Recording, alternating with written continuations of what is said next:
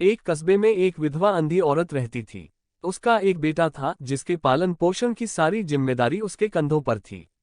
वह अपने बेटे को पढ़ा लिखा कर एक बहुत बड़ा आदमी बनाना चाहती थी। इसलिए उसने उसका दाखिला कस्बे के सबसे अच्छे स्कूल में किया।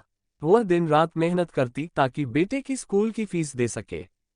लड़के के स्कूल के बच्चे उसकी माँ के बारे में जानते थे।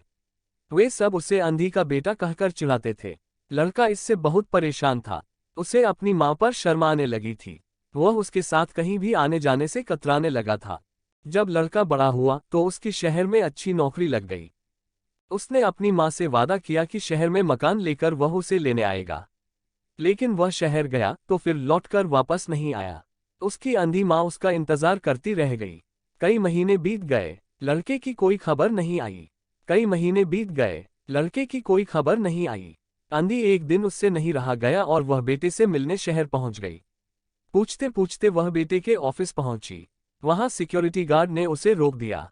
अंधी औरत ने गार्ड को अपने बेटे का नाम बताया और बोली कि उससे जाकर कह दो कि गांव से कोई मिलने आया है। गार्ड ने जाकर उसके बेटे को बताया। बेटे ने ऑफिस की खिड़की से देखा तो उसे अपनी माँ गेट के बाहर खड़ी नजर आई। वह ऑफिस में सबके सामने अपनी माँ की वजह से शर्मिंदा नहीं होना चाहता था। उसने कहला दिया कि वह ऑफिस में नहीं है। अंधी औरत वहां से चली गई। शाम को वह लड़का ऑफिस से घर जाने के लिए निकला। रास्ते में एक जगह काफी भीड़ जमा थी। वह अपनी गाड़ी रोककर भीड़ के पास पहुंचा और तो बीच सड़क में अपनी माँ को मारा पाया।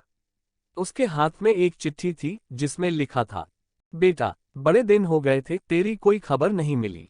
चिंता हो रही थी इसलिए तुझसे मिलने चली आई। तू तो अब बड़ा आदमी बन गया है।